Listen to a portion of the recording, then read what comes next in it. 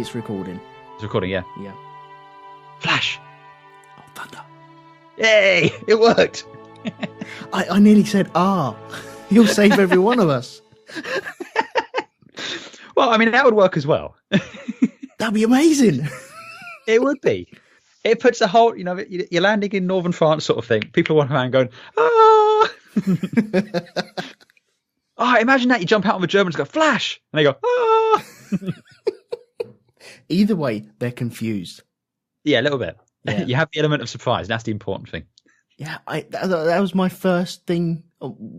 One of my brain's response was, Jeez. That shows you how ingrained that is into my brain. That's some selective programming right there, yeah. Yeah. Welcome, everyone, to Band of Brothers. Oh, jeez. Yes, I'm Elton. This is Andy. Hello. And we are here to talk about Day of Days from Band of Brothers, Part 2. Oh, yes. Yes. Shit be getting real, yo. Oh, man. it kicks off here, and it doesn't let up. It doesn't. This is why you had to have last week's episode. Yeah. So this week could be nothing but all of the action. Yeah. There are quiet moments, but this is where it starts, really. For real, I do believe the kids are saying these days. Yes, quite. Yes. One is with it, yo. Yo, indeed. Okay, so is there anything to bring up? Because I know on the Facebook group, we got Band of Brothers podcast on Facebook. If you just look that up and you'll find us. There's been some discussion about Saving Private Ryan. Yes, we have a correction to make, something neither of us realised until it was pointed out by Mr. Paul LaBelle. Because obviously when we were talking about it, we all mentioned about how Upham convinced them to let that radar operator walk off. And then the Schwein came back and he stabbed Milch, the Jewish guy. Right. And we all like go, oh, he's a bastard, he should die, and Upham should feel bad for all of this. But evidently we're both guilty of kraut racism, if you will. We think all Germans look the same because it was a different bloke. Give over. I know. I didn't believe it either. But yeah. He's got the same haircut and everything. I know. It was different. But yeah, apparently it's a different bloke. The guy they let go was a Wehrmacht soldier. The guy who kills the other one is a SS. Okay. So who gets shot at the very end when they surrender? Of that, I'm not entirely sure. We would have to go back and watch it. Right. But yeah, I think it might have been the Wehrmacht guy because he says he says his name at that point. Yeah. But yeah. Let me just find what he was saying. Let's be honest. All Nazis look the same anyway, don't they? Yeah. Casual racism is fine, especially towards Nazism. Oh, if there's one person you'd be casually racist to, it is Nazis. Yeah, exactly. Yeah, so that's fine. I think. Yeah, they've all got the same haircut, and they all speak German apparently. Yeah. So yeah, except for the ones which don't. I'm trying not to say anything about recent political things. Oh yes, we're not getting into alternate facts and shit. I'm just going to read what Paul posted here, just so everyone does. So just a small correction. The correction one, it's the scene where Steamboat Willie. It wasn't him that stabbed Milch to death. It was an SS trooper unseen previously. It's a small insight, but the reason Upham then kills Steamboat Willie at the end was because he'd witnessed him shoot Miller and felt responsible for Steamboat Willie being alive to do this. So the SS trooper didn't kill Upham because he could see there was no threat, as we already mentioned. So yeah, it wasn't him who stabbed Milch. It was him at the end. So yes, there was just we were right about everything except for one doing the stabbing. So right, yeah, and he didn't kill him on the stairs because he posed no threat. He could see he was absolutely cacking his pants. Pretty much exactly that. Yeah, but wow. Thank you, Paul. I've seen that film so many times and I never realised it. Same. I just thought that was another person coming back to join in again. I thought that's how it works. And wow. Yeah, gonna have to watch it again. Yeah, we are. But yes. But thank you for that. And again, anyone who spots anything like that we've missed, please, by all means, post it on the Facebook group or email us and we'll read it out. Yeah, that's what we do. Yeah, anything at all. We are not experts, as we said in the very first episode that we recorded. We are not military experts. I've never been in a war. I never plan to be in a war. I have no degree in war tactics or anything like that. We are just fans of this TV show, and we will still get things wrong. There are Game of Thrones podcasts out there where people get oodles wrong. There are Walking Dead podcasts out there where people just get shit wrong. So please don't think that we are the be all and the end all of this. We do not know everything. So I think that covers us. Yeah, I think that's a pretty good disclaimer there. I think we should be safe. Yeah. Another disclaimer, we may have potty words as well. So if you're easily offended... Fuck off. No way. Like that. Or you have little children around, then it might be best not to put this on loud for them to hear. Okay? Just in case. Yeah. I'd also probably advise against them watching Band of Brothers. There's some mild violence in it. A couple of times. Yeah. What was the one that I used to watch as a kid? It was on in the afternoons. Anzacs, I think it was. Oh, yeah? Yeah. Australian Australian New Zealand Army Corps. Yeah. And that was really good. But that was years and years ago. That was on days where I was off sick and you'd be able to catch it where it would normally be on during school. So I might have to dive into that, see what that's like. Anyway. Oh, yeah. No, nice. It's probably terrible. It probably is. It's 1980s and Australian. It's going to be dreadful. Oh, yeah. Okay. Oh, my God, it's got Paul Hogan in it. Has it? It does. Oh, brilliant. Oh, well, we know what we're doing next then. Yeah, it wasn't going to be Generation Kill. It's going to be Anzacs. We'll see. To be determined. Yeah. Okay. I think we should get into this then.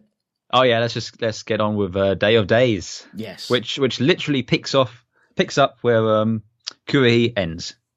Yeah. So we are in C-47s. Is that right? Yep, we're on a C-47 again. I should just point out originally. The pilot episode of this aired back to back. It was just aired as a longer episode. Yeah. So I do think these are meant to be seen one after the other. Hang on. We're not missing this out again. The gentleman at the very beginning. We're not missing this out. We did that last time. We did. And that was a massive faux pas that we had to clear up later on. So it was. Although someone was going to edit it so it didn't look like a faux pas, but evidently he didn't. No. I can't be doing that. That's cheating. That shows our mistakes. That's like work. Yeah, exactly.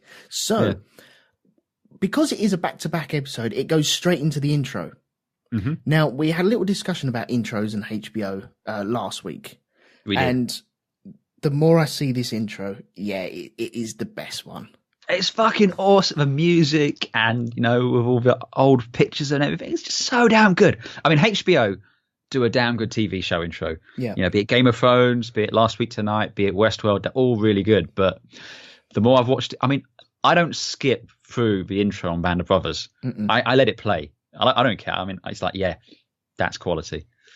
Well, it's over 2 minutes long as well. It's over 2 minutes long, but it's so it gets you. It's like chicken soup. You put it on and instantly you're like, I'm comfortable, I'm safe. I'm looking forward to watching this now. It's like, it's so damn good. Yeah. I think last week I said Sopranos might be the best HBO intro. What was I thinking? No, don't be stupid. No, it's clearly this. It clearly is. And it gets you right in the mood. You're just there. And I love the way, as you said, they do the grainy film and all the stuff that's coming up in next episodes and for the whole series and everything. It's like it's I mean, you got that one shot of Winters and and I know what he's looking at, but it doesn't show you there, but you're just seeing in his eyes and it's like so damn good. So okay, it's unanimous, this is the best intro. It is. Absolutely. Okay, up until the point we get to our Westworld podcast where we might change our mind, Ben. No, I'm not changing my mind. No way. No. Okay. Okay, so we open with our the C-47s. chaps. Yes. The nameless. Oh, we're nameless chaps. Yes. Yeah. Easy company, but we're not identified until the end of the season, and I haven't done my due diligence. I haven't read up on who these particular ones are. So yeah. Well, I think we find out in the last episode anyway, because they have big long intros, and then then you discover who this was. Yeah. So, or does it end on? I think it ends on that. That's the final shot of the series. I think it ends with them in the final episode. Normally, it's all smudgy because the tears are just filling up in my eyes, and I'm just on the edge of bawling my eyes out. Yeah. But yeah, that's how it all ends. So we might get to that later. Well, hopefully we will do. We will get to that later, yes. But it's it's great, and obviously they're talking about stuff that's relevant for this episode. So it's talking about the drop, flying in, and the last mention is obviously that when he jumps out, he lost his bag on end of a rope on a bag. Yeah, bag on the a leg rope. bag. Yeah, the leg bag. He lost that. We then fade to C-47. Yeah. Well, one of the last things that they say is they lost a lot of men that night. Oh yeah. I was watching quite emotional, isn't it? Yeah. Yeah, I was watching World at War today, and it just so happened it was around the Normandy landings, and it was Eisenhower going up and saying hello, good luck, men, and it was mentioned on there that 7 out of 10 people didn't make it through that night. Wow. 7 out of 10. Well, you could see just from our opening, the flak that was coming up in there. I mean, yeah, it's nope. Oh, I mean, I'd give two thoughts to riding in a C-47 in peacetime just to get somewhere. Now, if you said, quick jaunt over to Paris sort of thing, we're going to fly in a C-47, I'd give us, I mean, I've done it I'm not done that far, but I've flown in like a C-130, which is a modern turboprop airplane. But I mean, if you think economy is bad, you know nothing, Jon Snow. It's just, it's noisy, it's cold, it's the vibration, everything like this. And especially if you have the ramp open, you've got the wind, the buffeting and all that. Now, add on to that people trying to kill you. Yeah. No, thank you. Well, you can see the buffeting going on here. You can see how loud it is. These planes are stripped back, aren't they? Well, they're not so much stripped back, but again, you're talking... Or they're empty. I mean, all they are is, it's tin cans. There's no luxuries, no amenities. It's just bench seats down the side. And yeah, they're just what we think of as just a short, 20, 30 minute hop across today, back then was a couple of hours. Yeah. But yeah, it's, I mean, we start off with the C-47s. The CG is still a little bit ropey, obviously, but it's not as bad as it was at the end of the last one with a big sweeping shot. True. They kind of keep it a lot more realistic, which is great, and a lot more in the aircraft. Just like the guys all just kind of having a smoke, just with their own thoughts while they're trying to come to terms with what they're about to do. And then you've got that great shot looking out of the cockpit where it looks like a storm cloud just lighting up, but then you realise that's not lightning, that's flak. Yeah, it looks like a storm ahead, doesn't it? It is a storm of such. Oh, it's a storm, and it not one you particularly want to be in. No, not that you want to be in any storm, to be perfectly honest. But yeah, yeah. So we got anti-aircraft firing up. We're along with Winters this episode, really, aren't we? Yeah, the focus on this episode is Winters. In fact, we even have narration from Winters, a couple of points, which I think is taken from his book. Right. Okay. But yeah, it's we have Winters. I mean, we're jumping kind of between his aircraft, and we do a couple of bits in the aircraft with Lieutenant Meehan, the commander of Easy Company as well. And I also realised for the first time you get a very quick shot of First Sergeant Evans, aka Simon Pegg, which I hadn't realised before in this episode. I always thought he just kind of disappears, but no, he's in this one briefly. Hang on, whereabouts is he in this one? Because I totally missed him again. He's in Meehan's aircraft. So Meehan's in the cockpit looking out. Yep. And that's when you see the thing. And then someone says, Sergeant Evans needs you. And he goes down and he goes, Bill. And he starts talking to him. And that's Simon Pegg there. Ah, okay. Oh, right. Okay. So Simon Pegg is dead then? Oh, yeah. He dies. Wow. Okay, so one of the aircraft that we get see struck, because you've got so much flak flying up in the air. There's so many bits flying around in the skies. It's untrue.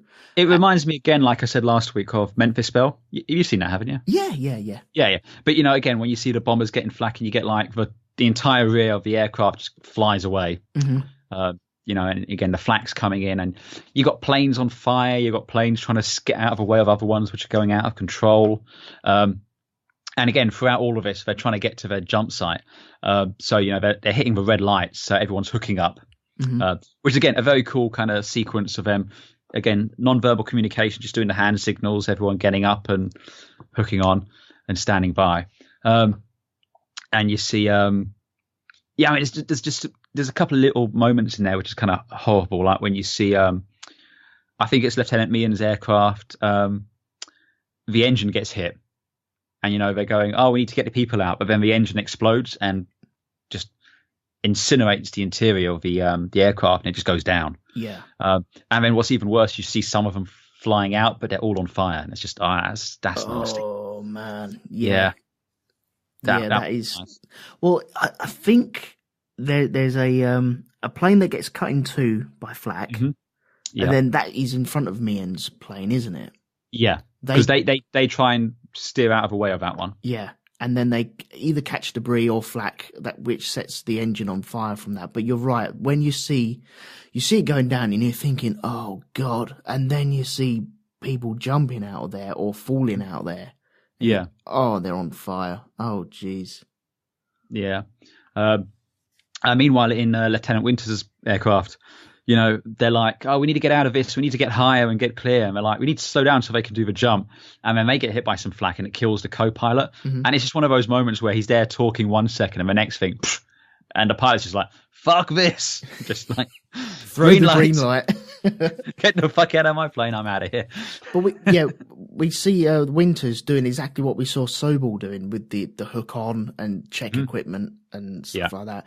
Once they get the green light, the co-pilot turns around and says that they're too fast to jump, aren't they? Yeah. And they need to go at least another 3 minutes. Yeah, they were short of their drop site and they were going too fast. So to get out. I seem to recall one person didn't jump. He's like sitting in the bench seats and they're like, just leave him, and everyone else goes. I can't remember who it was. I saw who that was. Hang on a second. I'm going to try and find him. I can't remember. Was it Cobb? Because I know one of them got hit, didn't he? There was one of them goes, I'm hit. Yes, it's Cobb. Yeah. Yeah. Yeah. Okay. Yeah, it's Cobb. Yeah, because he comes back later, I believe, and he gets kind of shunned because they're like going, you didn't jump, and they're all like, well fuck you, man. He missed D-Day, didn't he? Yeah, exactly. And I mean, okay, we're jumping ahead of ourselves a little bit, but there was a certain amount of what's the word I'm looking for? Snootiness. Well, yeah, it's looking down on people that haven't fulfilled their criteria, and maybe they're coming along after all the hard work has been done. Yeah. But yeah, we'll get into that in a episode or two time, I suppose. It's in a few episodes, yeah. But anyway, Cobb stays behind because he's hit by shrapnel. Yeah. But everyone else makes it out of the aircraft in one piece. And then you just see this shot, and I have no idea how those aircraft weren't just chewing up paratroopers, because the sky's just full of them. Paratroopers going down, and these aircraft flying through them, and there's the flag still going off everywhere. And yeah, it's just a mess. Yeah, by rights, there should have been pieces of guys left after hitting propellers. I think there were in instances. Yeah. I mean, we certainly get a sense of that later on, where some people haven't made it down. And And we even saw that as far back as Saving Private Ryan, didn't we? You know, they encountered some paratroopers just kind of hanging in the trees. Mm-hmm. But yeah, they jump. They're going too fast, and they firstly they're short of their drop zone. They're all scattered, and they've all pretty much lost their leg bags. Like most of them just don't have any weapons or anything. Yeah. Certainly, because we come down with Winters and he lands, and as he's getting out of his gear, out of his Mae West, and everything, pulls the rope, and it's just frayed at the end. And then he encounters it's Hall, is it, from Able Company? Yeah, it's Hall. Yeah. Yeah, Private John Hall. And then you hear the flash, and he goes, "Ah, shit!" He goes, "That's not the correct answer, Private. I say flash, you say thunder, or Master of the Universe." I think he's allowed to turn around and say shit. Absolutely. I mean, I think that's a perfectly reasonable response. Definitely. Incident, a little sidebar. I've been reading up a book on the Battle of Britain, and it's talking about how you'd have a merchant marine would sometimes pick up pilots out of a drink, mm-hmm. and they before they pull them up, they want to know if they're English or German. And the way the English pilots found out to get them to do it is by calling them "you fucking bastards." That was usually enough. They go, "Okay, you're English, you can come on." So yeah, but I digress slightly. That works too. That does work too. It does. Yeah. But yeah, so yeah, Winters lands, no weapons other than his knife, and Private Hall, who is a radio man who's lost his radio. So he's just a man. And his rifle. He's got what? He's a rifleman first and a radio man second. You'd like to think so, but you would. I'm guessing there are some people that did get chewed up for that as well. That is your responsibility. Communication between everyone. Let's face it, Sobel wasn't the only Sobel in the US Army. No, that's true. Yeah. So they both land. And one bit I do love about this is, okay, right, we're going to go by the trees. Winters wants to go by the trees. Follow me. Well, that's where he thinks his leg bag has landed. Yeah. So he wants to go and retrieve it. They slope off, and all of a sudden, someone opens up. Whether it be ground or air attack or what, but you can see the tracer flashing past. Mm-hmm. And it's just deadly. And that way. Yeah, just about turn and get into some different trees. Why not? Yeah. But they come across some anti-aircraft as well. Yeah, they encounter a flat gun. I think it's an 88, and they again wait for it to reload. I thought they were going to go and attack it, but no, they're just like go that way. I would imagine you've just hit the deck. You need to get bearings and only some one of sort them's of supplies. Got as well. So yeah, they've got no means of attacking that gun just yet, have they? Yeah, and you don't want to get. I mean, all that would have happened there is they got themselves killed. Yeah. So yeah, and again, you see Winters now. He's assessing as he goes. He's in command. He's comfortable with what he's doing, which is great. You can see he's. I mean, we got a sense of it in the last episode, but now you see actually.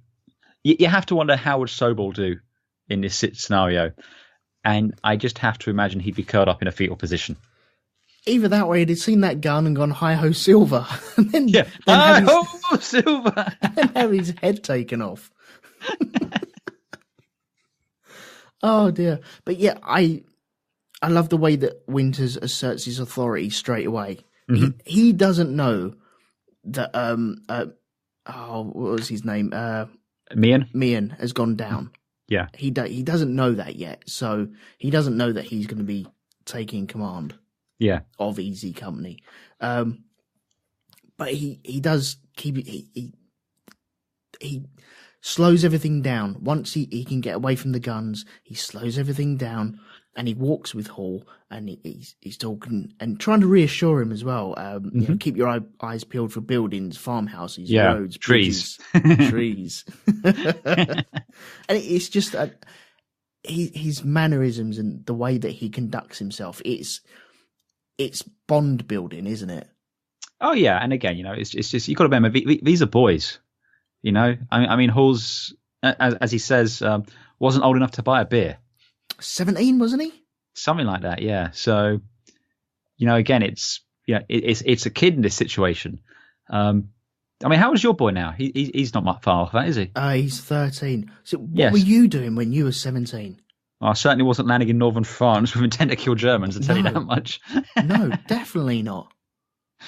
So, yeah, I mean, again, and Winters is, he's just keeping him calm, keeping him focused. Just remember your training and doing what he has to do.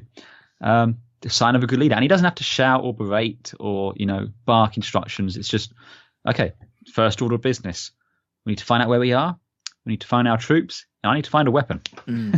Yeah, definitely. They bump into Lipton then. Yep. Lipton and a couple of boys from the 82nd, I think it was. Yeah. But let's face it, their patch isn't as cool as the 501st. It's not, no. But we get to see Winters use his cricket. Yes, we do. Which I love. I love them things. I'd love to get a hold of one of them ones. Yeah. I think they're great. Lipton comes out walking across a river with 82nd guys. And just the way that, he's got people, he assesses what Lipton's got. Lipton's lost his leg bag as well, but he's got some TNT on him. Oh, yes. The guys from 82nd have got guns on them, though. Yeah. So maybe they got dropped lower down at a slower speed. They were perhaps closer to their drop zone. So again, at a slower speed, perhaps. Yeah. I mean, obviously from a different aircraft. So, whereas Lipton and Winters were from the same aircraft. So, they were going too fast. So their leg bagged it and went whoop. Yeah.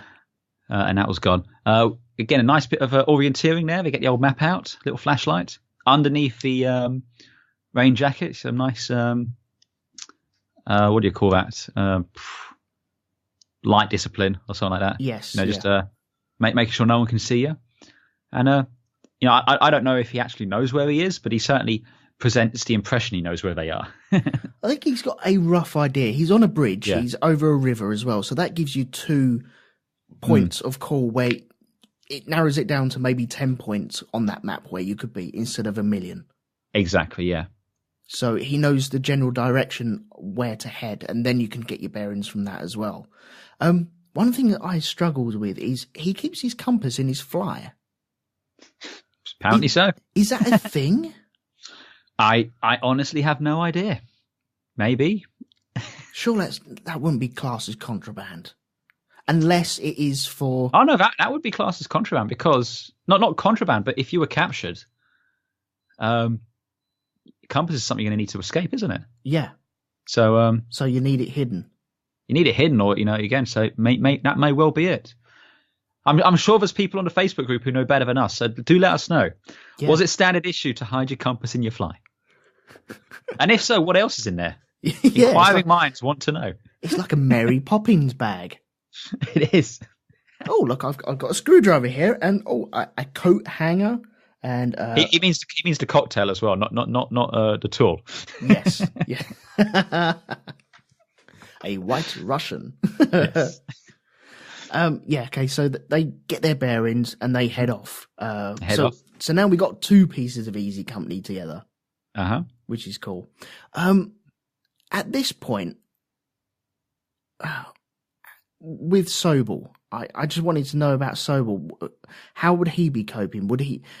If he got his compass out, how would he be dealing with that situation? I know we said that he'd probably be shot in the face straight away, hi-ho silver and all that lot, but he wasn't great at orienteering, was he? I think, given what we saw of how Easy Company reacted to Sobel last time out, well, firstly, Sobel is not good with men. We saw that. So him and Halls are probably dead regardless. But even so, I think if not so much when he came across Lipton, the second he comes up against Garnier and Malarkey, he's getting shot in the face. Yes. They're just going to shoot him in the face and blame it on the Germans. Yeah. It's as simple as that. There was no, again, they said there's no way they're going to follow them into thingy. So, I can't imagine he'd have made it out of Normandy alive. Yeah, I think Garnier would have done it straight away. Especially the mindset he's in at the minute. Yeah. Yeah. So Winters works out they're around about 7 kilometers away from their objective and 4 hours away from completion. 4 hours to get to it, yeah. So they got some hiking to do. Oh, yeah. See, this is when you need to hi-ho Silver. Yeah. We then bump into Malarkey and Garnier. We got Hall up front, walking along a path, which I suppose I find strange, but then again, it's just the easiest route, isn't it? Just to find a path and use that. It wasn't a path. It was train lines, wasn't it? Oh, that was the train lines, yes. It was trains, because he goes, do you hear something? And he goes, it's probably a train coming. And that's when you hear the flash. Yeah. And this time they responded properly.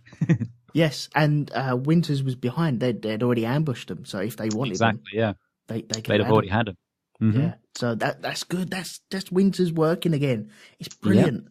Love it. Mm-hmm. So now we got Garnier, Malarkey as well.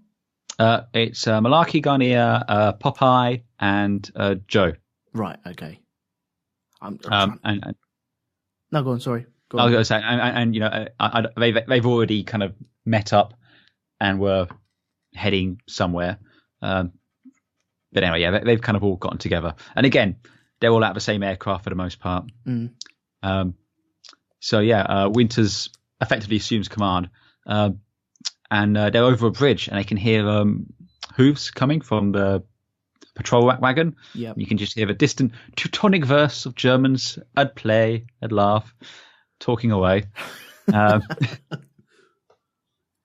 And which baffles me, because they've seen all these parachutes come down. But would they have? They might not have. No, it is pitch black, isn't it? It's pitch black. It's night door. And okay, they heard the AA guns opening up, but they'd have done that every time there was a bomber group going over or something. Possibly, yeah. And again, it's not like, they've all got personal radios to be alerted to stuff, No. So yeah, blissfully ignorant, just going on their merry way. And next thing you know, they get a gut full of, Easy Company, or rather the platoon with Winters, sets up for an ambush. And they're just waiting to get them underneath the bridge, I guess, so there's no chance of escape. And, Winters is like, don't fire until I give you the order. Mm. And then Garnier just kind of opens up. Just let's rip with his Thompson. Is this because he wants a bit of revenge from, he knows his brother's dead now? I think it's partly revenge. It's just his mindset. Plus, he's hooked up on adrenaline. Yeah. He's, again, he really shouldn't have jumped just after hearing that news. And yeah, he just kind of opens fire. I mean, at the end of it, no real harm done. They were already in position and managed to shoot them and everything. But yeah, we get a little moment of Winters then reprimanding him, saying, look, when I tell you to hold fire, hold fire. You wait until I tell you to do it. And it's kind of setting up a little bit of tension between them. You get Garnier going, fucking Quaker, what's his problem? Telling me I can't shoot Nazis? Yeah. It is a good little bit of tension now. I think it works really, really well. Oh, absolutely. I think, again, it helps to underline Winters as becoming a leader. It helps to cement that and show how he's, we see later on, how he kind of works with his men. He doesn't just have this bludgeon them into submission and force them to do this, nor is he overly friendly and pally and I'm going to be your best friend. He's like, no, I got your back. I'll treat you fairly. But, when I tell you to jump, you fucking jump. Yeah, an order's an order. And exactly, yeah. I think he's let that one go because of the situation that they've, less than an hour ago, they've just jumped out of an aeroplane. Well, I also think it's partly that, and also because I think he knows about his brother. Yeah. So, yeah, I think he did it. But I think it was a case of he had to call him pop it to kind of just nip it in the bud there and then. Yeah. We also get a bit of tension between, because Hall is an outsider. He's not from Easy Company. He's from Able Company. Yeah. And he's like, well, Winters is a cool guy. He's just helped me. Why are you giving him shit?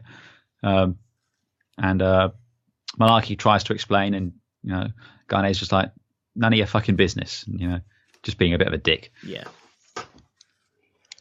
So they've been walking for a couple of hours at this point. Then. Mm-hmm. Day breaks. Day breaks. Yeah. I mean, they come to the the farm ruined with the bombs and everything. And there's a couple of dead paratroopers there. Oh, God, yes. Yeah, it's a bit grisly, isn't it? It's grim. It is so grim. There's also lots of dead Germans, some dead cattle as well, maybe caught by crossfire, possibly.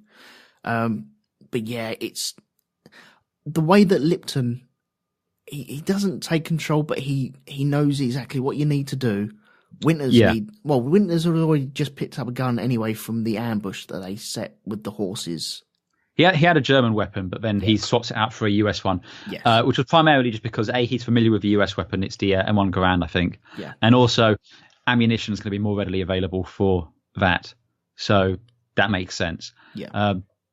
Plus, Lipton's like, okay, they're dead, but get supplies, get ammo, get what you need, and you got one of the 82nd guys is a bit, he's a bit stunned, isn't he? He's just like his mouth. He's like, presumably it's the first. Well, it's presumably the first time he's seen a body. Yeah. Like that, so he's taken aback. And it's a bit grim. Plus, we've got bloody Malarkey at this point already looking for a fucking Luger. Oh, he's straight on to the Germans, isn't he? Oh, yeah. Straight away. Fucking hell, man. Yeah. I mean, that's something that, again, I feel Winter should have, nipped that in the bud. But yeah, don't go looking for it. If it turns up, great, have it. But it's like going to a gig and then getting a T-shirt straight away. Well, hang on, you haven't checked all the stalls yet, have you? No, I want this one now. I want this one now. God, people that are listening that got kids, you'd know exactly what I'm on about. No, exactly. Christ.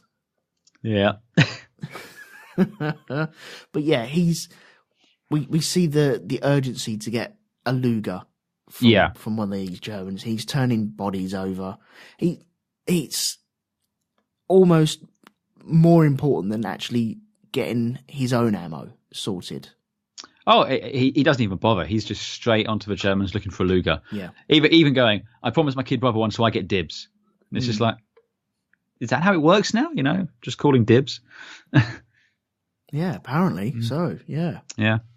But then they're interrupted because you can hear the incoming shells from the Navy. So this is what? Okay, we're tying up with the very first scenes of Saving Private Ryan. Yeah, because what you hear is presumably 16-inch and 15-inch shells coming from battleships, right, flying overhead, which have an interesting side story if you want to hear it. Yeah, go for it. Okay, so I don't think this was actually on D-Day, but shortly afterwards, HMS Rodney, which was a British battleship, 16-inch guns. What the battleships were doing was they would be told to bombard a position. So the Airborne or the Army would say, look, we need some shells dropping on this location. Can you do so for us? And they'd be like, yeah, sure, not a problem. So HMS Rodney, which has 9 16-inch guns. Now, when we say 16-inch, that's the diameter of the shell. These shells are fucking huge, about as big as I am. Massive. They weigh about a ton of high explosive. And Rodney's out in the bay and she receives a request. So the guy writes down the request from command, takes it up to a weapons officer. Says, here you go. Weapons officer receives it and he goes, bombard this location with 76 high explosive shells. So seems a bit much, but okay. You want 76 shells? Fine. So she starts opening fire. She could fire 9 rounds at a time. So she's boom, boom, boom, firing off, After a little while, though, they get a message comes through from land saying, why are you still bombarding this site? And they said, well, we've got a request for 76 shells to be dropped. Anyway, so the captain goes, call the officer up here who took this. What's this about? And he goes, oh, no, it's not for 76. It's for 16. That's just how I write my ones. So he goes, okay, so they wanted 16 shells. We've been firing. How many have we done so far? And the guy goes, we've done about 53. And he goes, oh, well, may as well make it an even dozen. Keep firing. So, yeah. Bloody hell, man. And everything that they're shooting at is, they're just flattening that area, aren't they? Oh, Rodney especially, but the battleship's terrified the Germans. Because there's not like it's not like when you have a bomber overhead where you can hear the plane and, you got the whistle of it. out of nowhere, because these are firing from like several miles out at sea. Yeah. All you hear is that whistling sound and then an explosion. There's like no warning, no getting out of the way of that. Yeah. So yeah, it's heavy duty motherfucker. Jeez. But like you said, at this point we need to stop this cassette and go over and watch Saving Private Ryan. At least the opening of it. Yes. Go back to that episode. Yes. Yeah. So now we know the landings have started. Yep. We know where we are in time. We've kind of visited that already. And yeah, okay, right. We're getting a sense of the world around us, I suppose, which I suppose is really good. It's a bit surreal, isn't it, as well, though, because most of the time they're just kind of walking through the French countryside. Yeah, which is beautiful. But it's just like, when you think of Normandy, you think of the beaches. You think of Saving Private Ryan. Yeah. You don't think of what we see here so much. No, and this was hours before as well, wasn't it? Well, yeah, because they actually did the landing on the Airborne went in on the 5th of June, whereas the landings take place the morning of the 6th. So. And even some of the beaches, there was 5 beaches that they were taking that we've already discussed. But, yeah.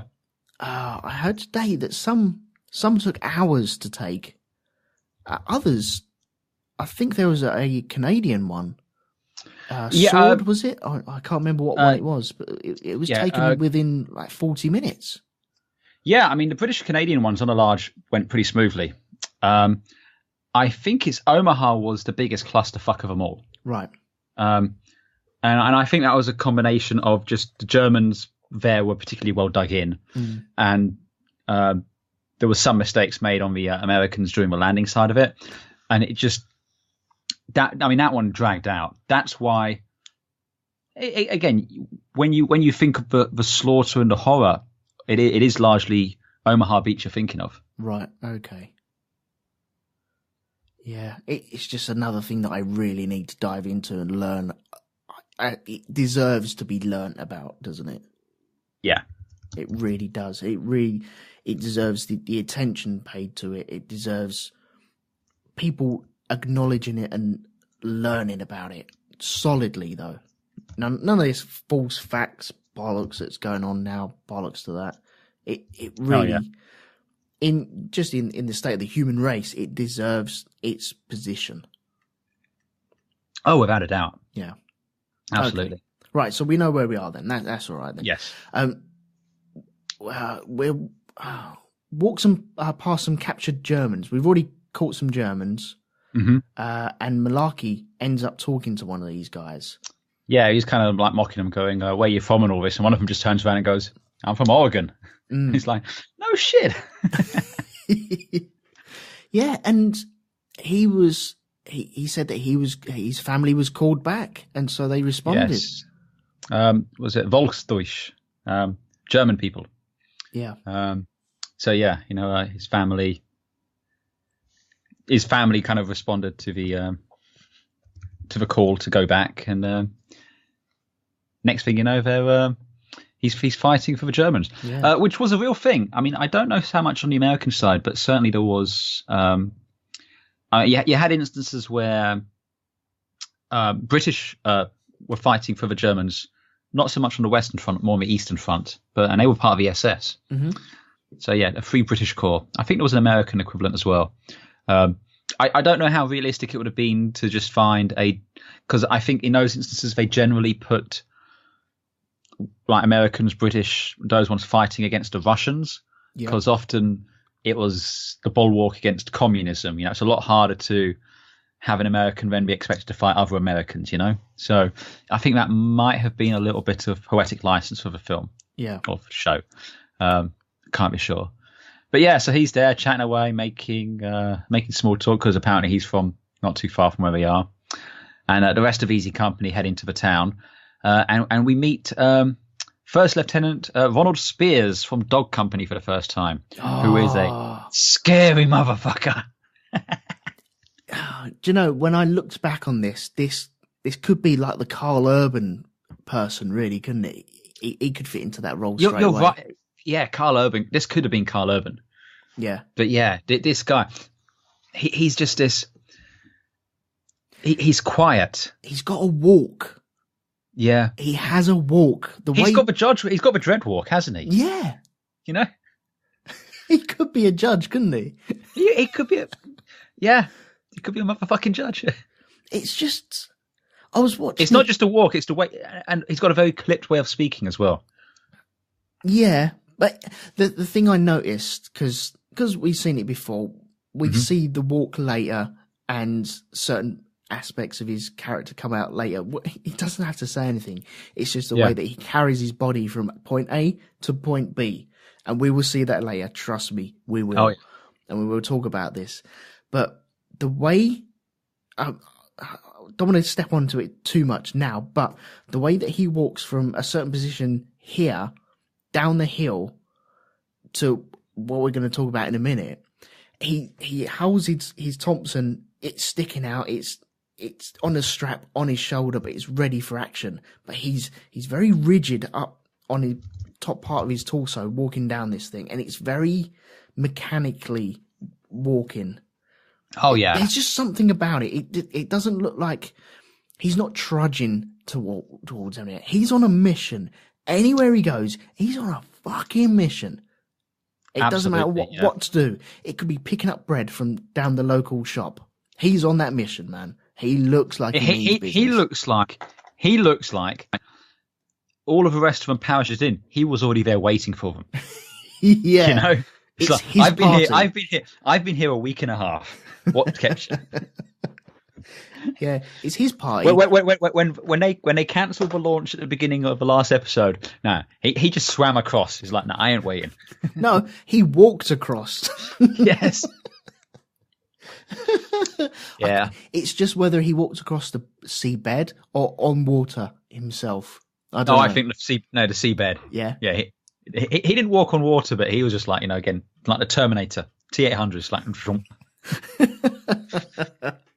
But yeah, he's fucking badass, and he's in Dog Company. Yeah. Okay, so and this is our first time meeting him or anyone from Dog Company or anything like that. Yeah. And yeah, he's we've seen Winters meeting up with Compton, so Compton's made it down, and they're just having a chat, asking if they've seen Lieutenant Meehan, and it's mentioned again, but unless he shows up, you're the acting CO. Yeah. And he just goes, "You got any cigarettes?" And he just takes an entire packet, and he's like, "Oh well, help yourself." And he just walks off. And we see him walk down past Malarkey, who's walking away from the prisoners of war, and he's offering all of them cigarettes. Yep. They're all going, "Oh yeah, thank you." Giving prisoners cigarettes and everything. That's fine. And then we just hear a Thompson machine gun firing. We don't see anything. We just hear it, and we see Malarkey's expression. Yeah. He can't see anything. He's too far up the road, but it's heavily implied that he's just shot the POWs after giving them a cigarette. Yeah, he's just gunned them all down. Yeah. And so starts the myth of Spears. Absolutely. Which is, we'll come back to it later on, but it is genius. Yeah. But yeah, he just the way that he's presented, that walk down towards the POWs, it's on such a mission. It's brilliant. I love it. Even in my notes, I've written, love his walk. I want to get one of them walks. He's got the moves like Jagger. But yeah, you don't fuck with him. I think it's to do with the way that his helmet is situated on his head as well. It's perfectly straight all the time, from front to back and from left to right as well. It's just perfectly. Again, it's very, like we said, it's very much in that kind of, in the way Carl Urban handles himself in Judge Dredd. It's very kind of, he's focused on where he's on a task. He's single-minded in what he's doing. Yeah.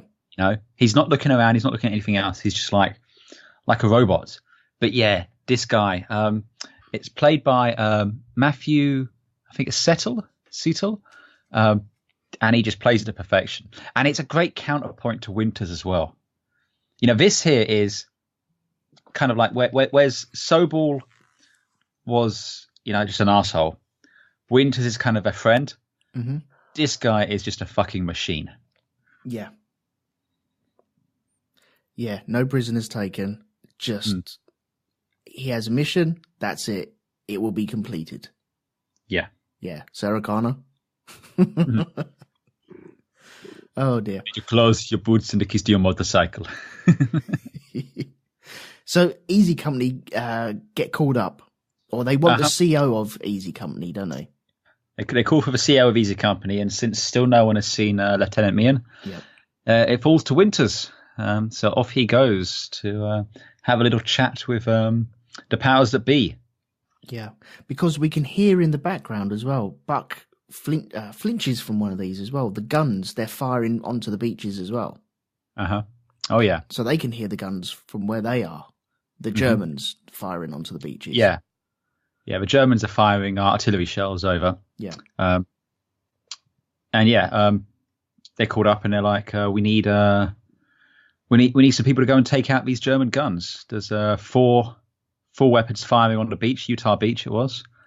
And so they decide the best thing they can do is to take a few people and just go and take them out. Yeah. These are 88s, is that right?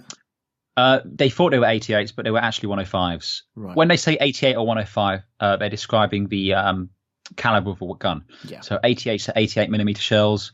105 is 105 millimeter shells, which gets very confusing because the British and the Americans do it in inches. So 15 inches, 16 inches. So, yeah. Oh, I'm glad we don't do that anymore. Absolutely. Okay, so we're set up with the main aspect of the episode, I suppose, really, isn't it? This is where the rest of the episode lies, in taking these guns. Yeah, this is they've got to take these guns because they need to do this to secure the beaches effectively, and to help them establish the beachhead and stop the fire raining down on them. Because again, if you recall back to Saving Private Ryan, you had the artillery falling down and landing on them, blowing people to hell and everything, and this is where that was coming from. Yeah, fuckers, utter fuckers. Motherfuckers. Think about them beaches. Just one more time. The beaches. You got artillery from the boats heading over there, which is being lobbed in all directions. Wind is taking it out of position as well, and then you got the Germans lobbing it back over, and then you got guys running up these beaches. Just fucking hell on earth, isn't it? It really is. Oh God, yeah. It is not a place I want to be.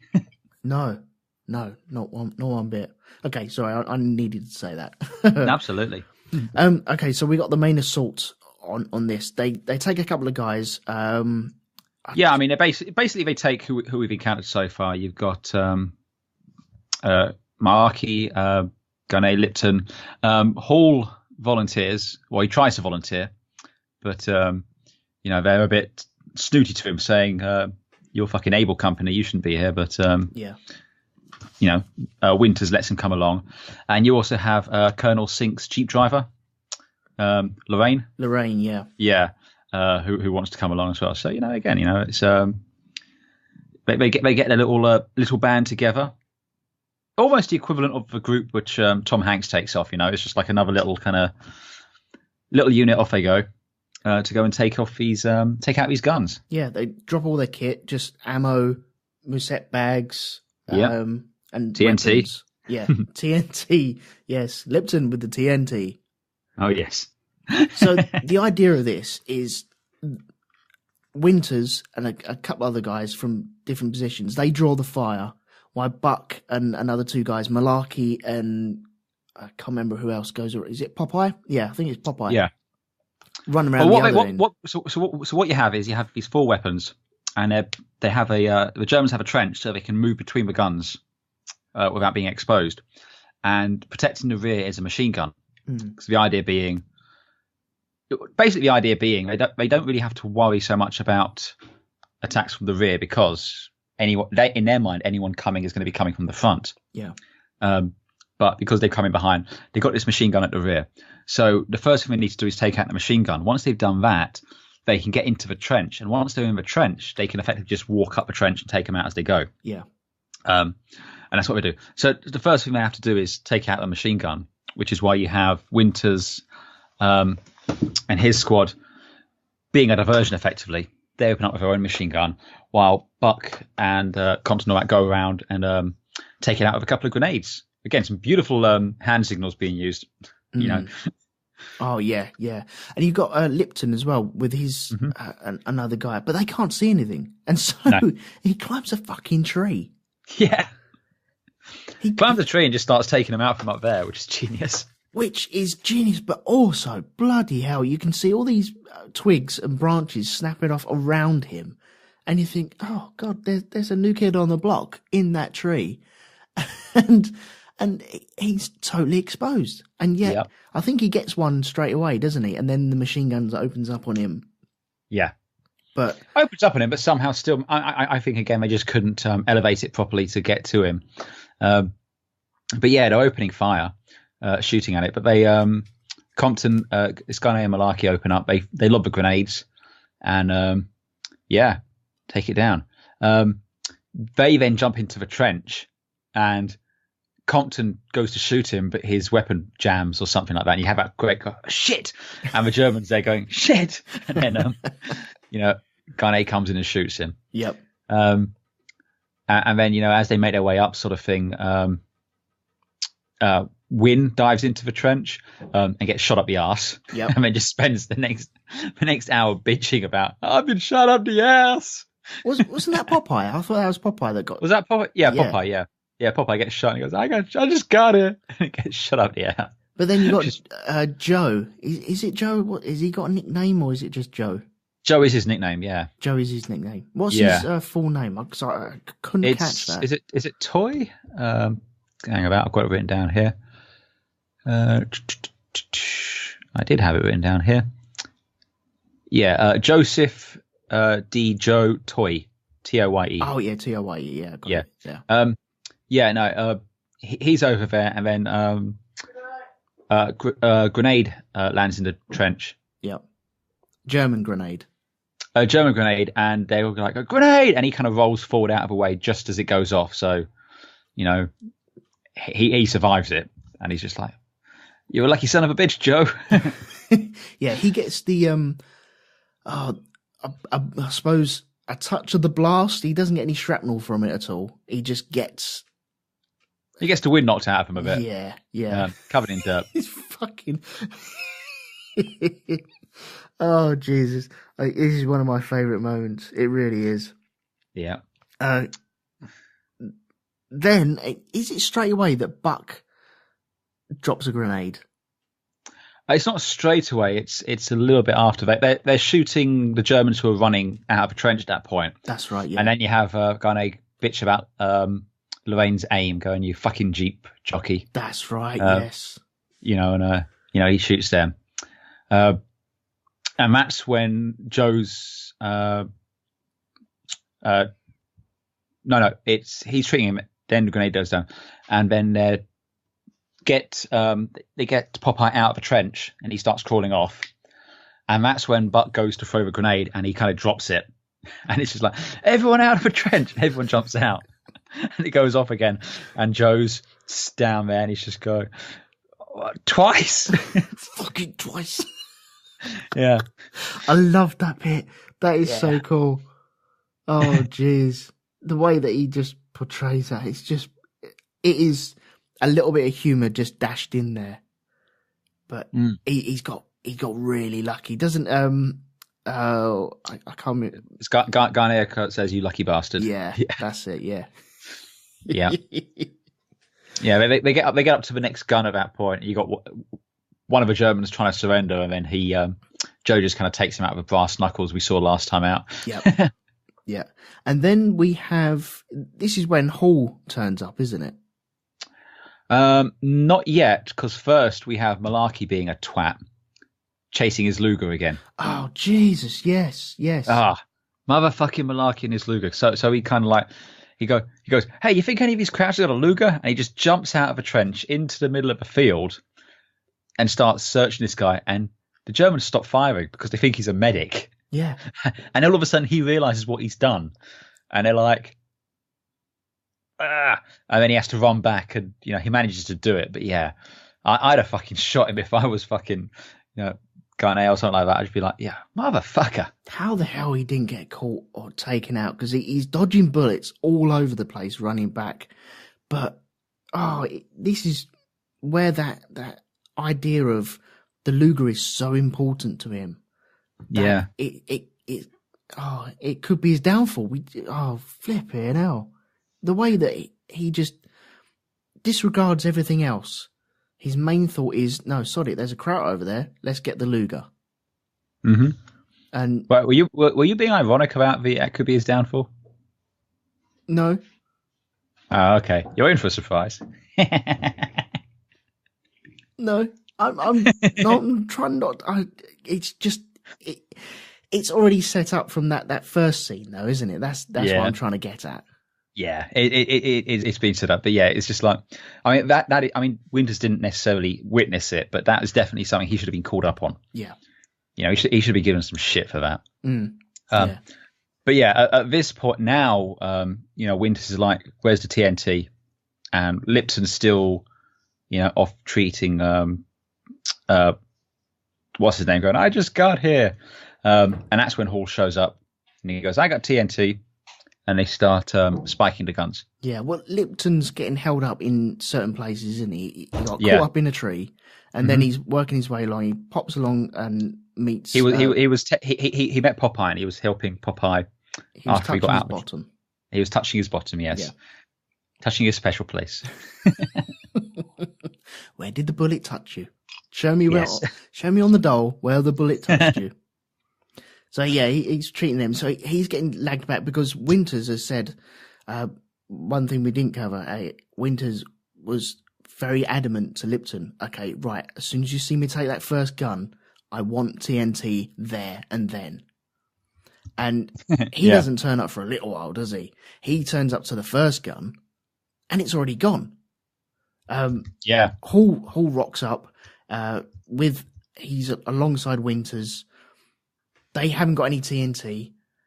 Oh no, Hall has got the TNT, so he dumps it down the TNT barrel, but he's got no way of setting it off. So Winters raids one of their lockers, grabs one of the German grenades, and drops it down there. And so, mission accomplished on that first gun. That's one spiked gun, yeah. Yeah. But later on, Lipton would turn up to that gun, going, "I've got TNT." Yeah, and he points to it, and it's just like, God damn it! Oh, it's brilliant. It is fun, yeah. So yeah, they've done the first two guns. They've taken them out. Pretty straightforward at this point. And they're crawling forward. Now this is Hall. He drops off the TNT with Winters and heads forward. He doesn't drop off the TNT. They've gone. They've started going ahead to the third gun. And he's taken the TNT down to go and help them spike that gun. But there's a mine down the trench. And it's just as they're going, we don't see it as such. We just see him run past, and then there's a flash. Yeah. And then we go back to Winters, starts making his way down the thing, and you just see Hall lying there, his eyes open and everything. Yeah. And yeah, and he just kind of like brushes his hand. I think just trying to see if there was any reaction or that, but no, the poor lad's dead. No, well, I think it was flies starting on him already, wasn't it? I think you definitely heard it, yeah. Yeah. There is a point as well where Lipton is trying to get over the field, and some dude just comes up to him and asks where the headquarters is. Yeah.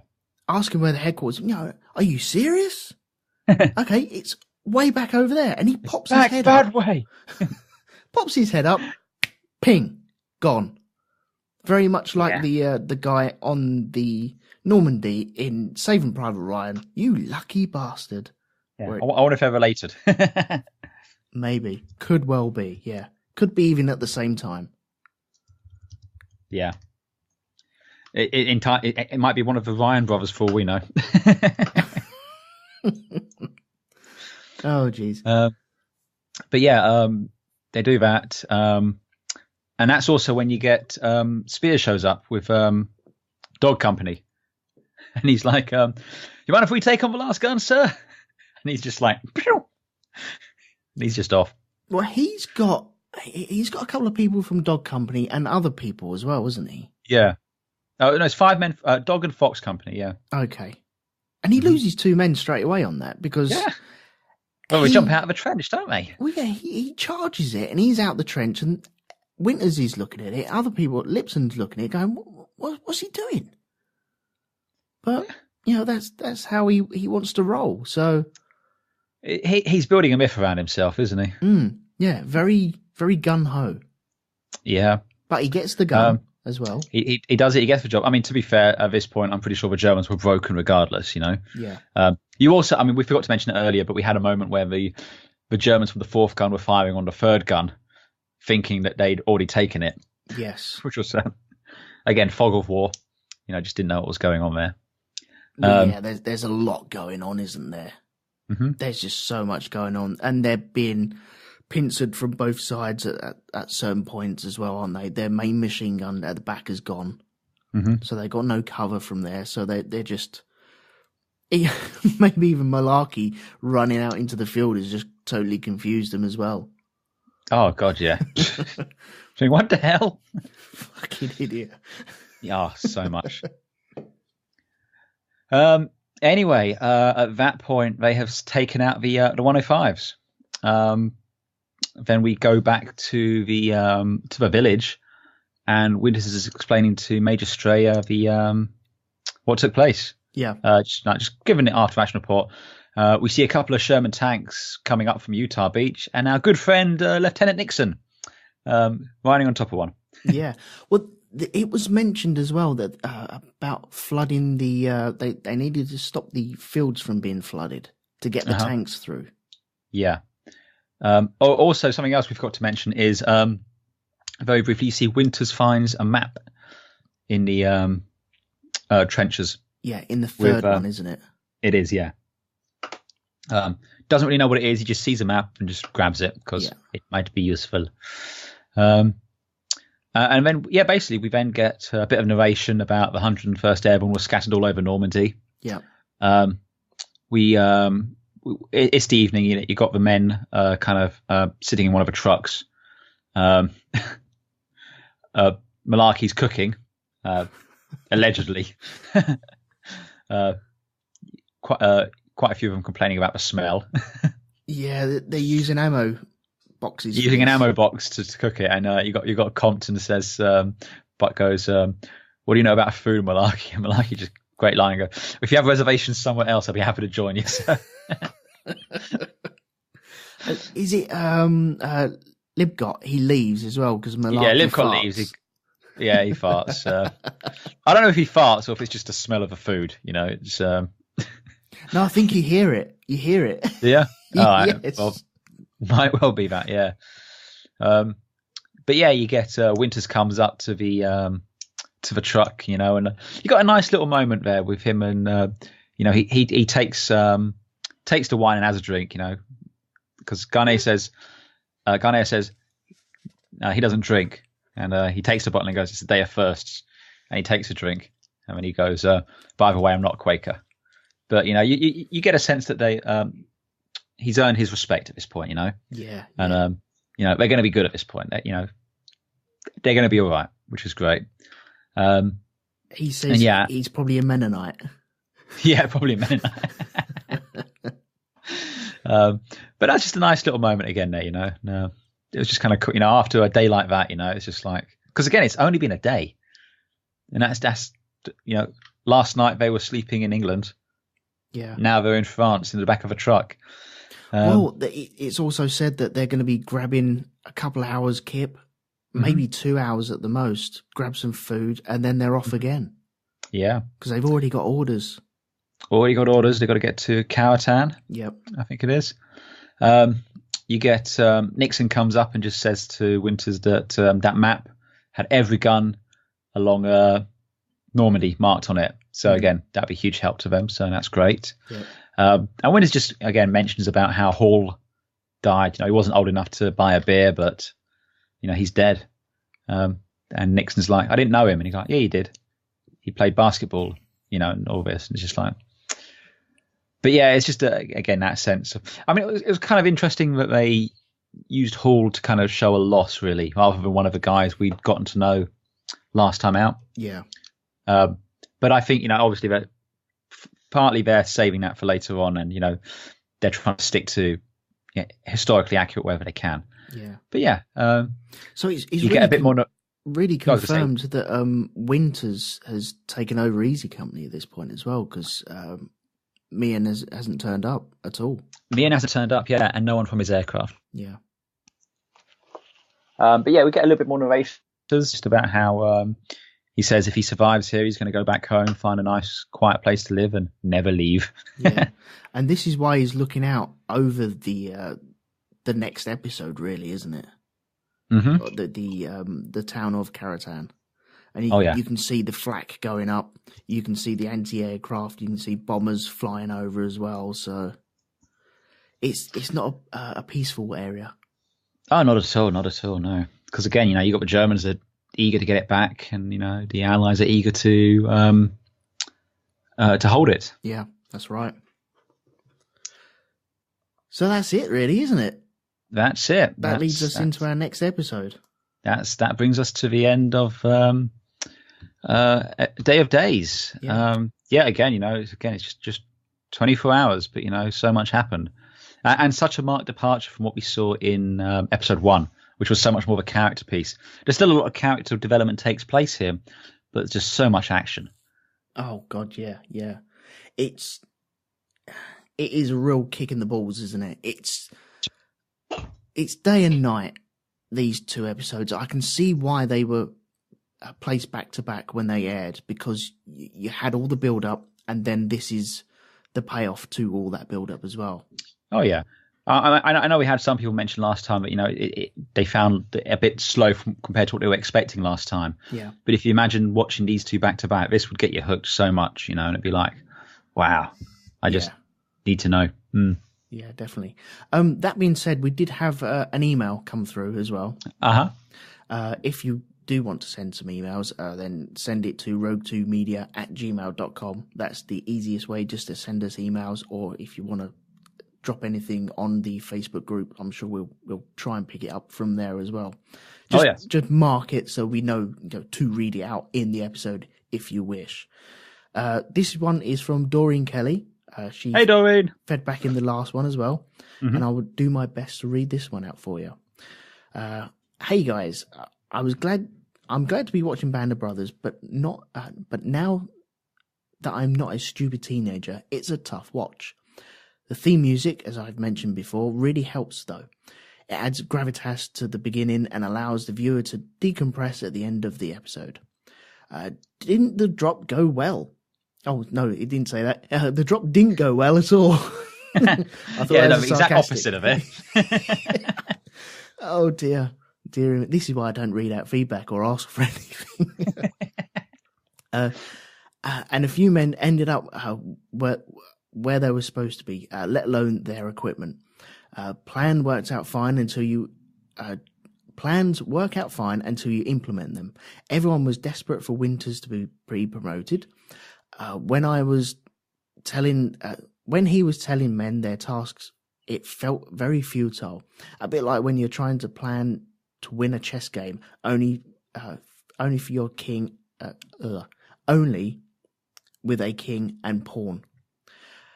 A bit where Hall suddenly recognises Winters and calls him coach was touching. I think I saw the end coming almost at this point, which is fair enough, I think, to say. Well, it's again, you introduce someone, have a little moment. It's like, yeah. Yeah, that's true. Yeah. When an American soldier, or at least a soldier in an American uniform, spoke to the soldier in the German uniform and realised he was actually an American with German parents, I think it just made me think that these guys are just following orders and fighting for their families and comrades. But I have to say that I had little patience for the guy who was putting dibs on the Luger and who had tunnel vision all over it. Which malarkey. Yes. Yeah. Once again, idiot.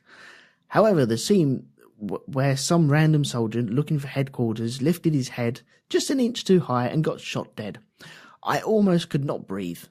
which, yeah, flipping hell, man. That's just stunning. And it just proves how useless those helmets were. Thanks for now. Bye-bye. And there we go, from Doreen. Thanks, Doreen.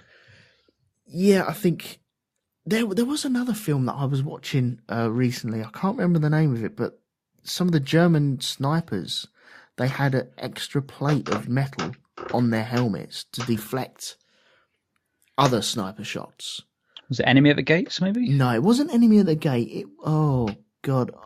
I'm going to have to look it up. There was some trench warfare going on, and it did look really fucking good. It looks so good. Oh, I have to remember what that is now for next time. But yeah, helmets, I think they're there. They do a job, but they haven't got the Kevlar stuff that we got nowadays, have they? Oh, not at all. I mean, the helmets could deflect a glancing blow, but again, square on. Yeah. No hope. No, not really, no. Shocking. So that's it then for this episode then, is it? Yeah, pretty much. That's Day of Days. You know, we're now firmly entranced in northern France. We have our foothold. Yes. And the next episode is that Caratan. Caratan, that's it. Yeah. Mm-hmm. So we're heading over there for next time round. So that'll be in around about 2 weeks' time, I suppose. Yeah, I reckon 2 weeks, you know, unless anyone hears differently, 2 weeks is probably when we'll try and do this. Yeah. Okay, cool. So if you want to leave us any feedback on Caratan, then either send it to the email address, which was rogue2media@gmail.com, or leave it on the Facebook group, which is Band of Brothers Podcast on Facebook. You can search it for all over in the search bar over there. If you do want to leave us a review on iTunes, then please do. It helps every little bit. It helps us go up a magical ladder that doesn't really exist, but it exposes us to other people. So that would be lovely if you could pop over there and do that for us. Have you got anything to plug while you're here, mate? Oh, well, yes. You can usually catch me on Space Dock Jury with Mr. Medcarth and Reverend Organ, which is at spacedock.geekplanetonline.com. Today we just released our rating of the top 10 Star Trek films, which was in no way controversial and led to a lot of arguing, because we don't do that on Space Dock. And it's entirely possible we might be doing Star Wars in a couple of weeks as well. So please tell me number 4 is the best one. The only way you'll find out is if you have a listen. If it's not, I'm going to send some feedback and abuse you guys. Please do. Okay, good. It'll be the first time we've had feedback as well. So. Okay, cool. I'll do that.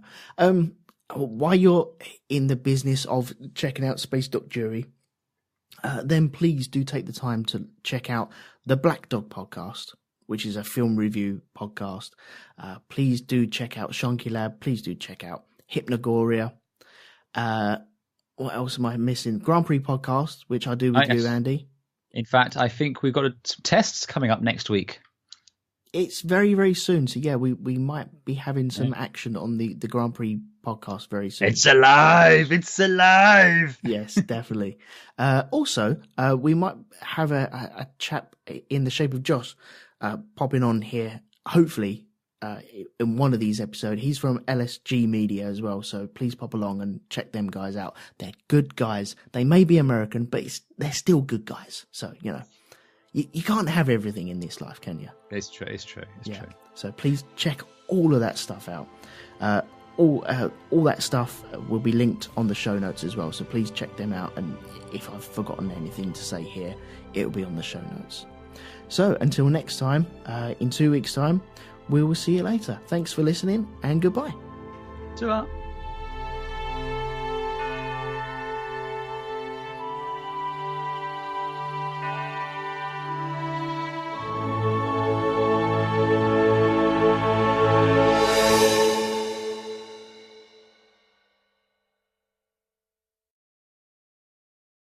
Be it Last Week Tonight, be it Westworld, they're all really good. But the more I've watched it, I mean, I don't skip through the intro on Band of Brothers.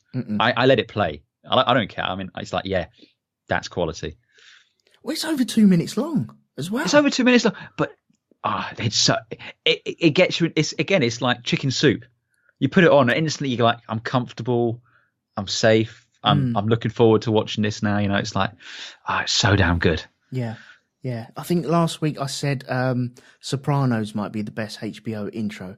What was I thinking? No, don't be stupid. No, it's clearly this. Clearly. It clearly is. And it gets you right in the mood.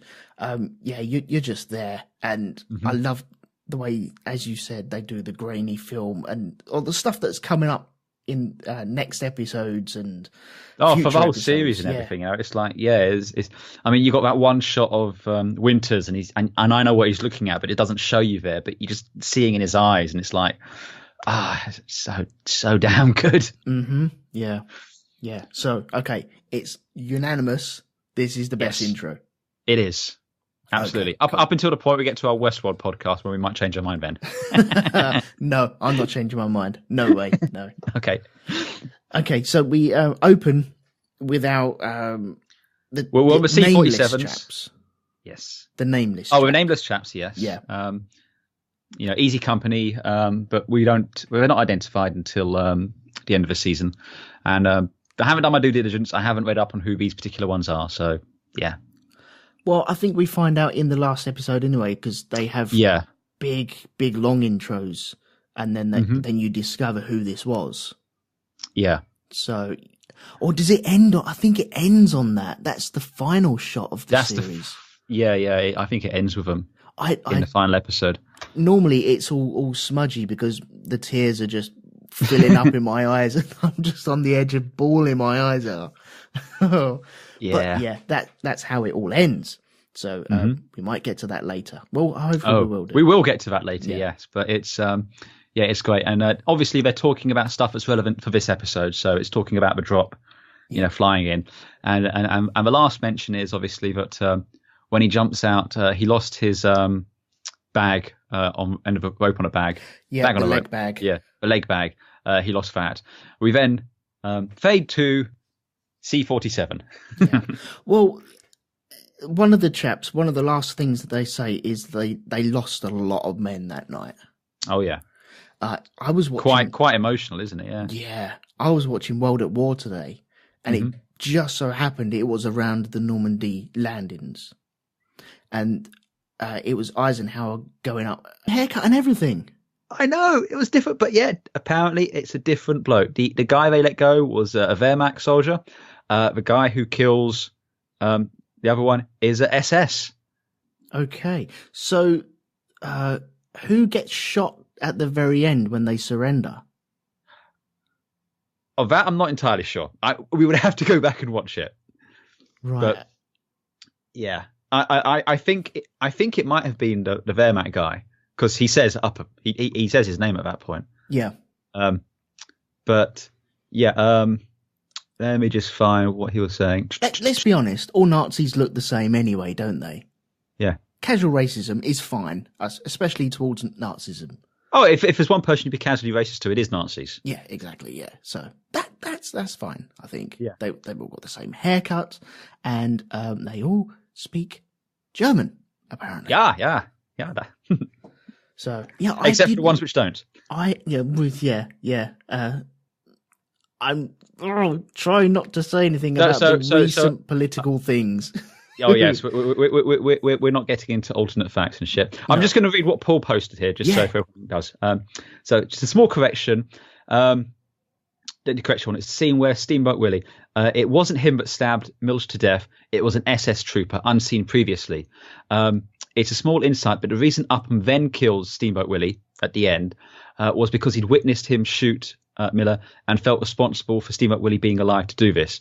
So the SS trooper didn't kill Upham because he could see there was no threat, as we already mentioned. So it wasn't him who stabbed Milch. It was him at the end. So yes, there was just we were right about everything except for one doing the stabbing. So right, yeah, and he didn't kill him on the stairs because he posed no threat. He could see he was absolutely cacking his pants. Pretty much exactly that, yeah. But wow, Thank you, Paul. I've seen that film so many times and I never realised it.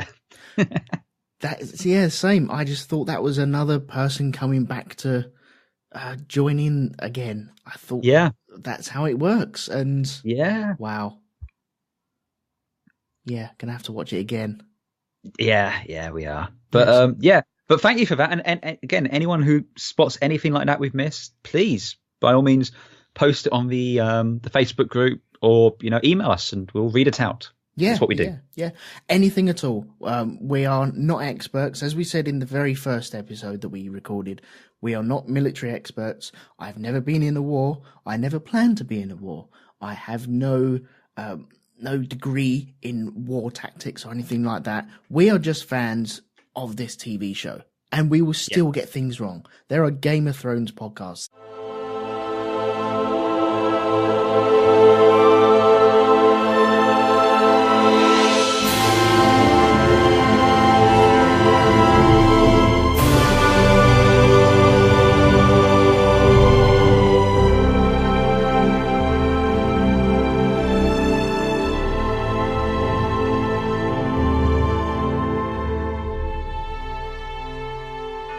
Right, okay, it's recording.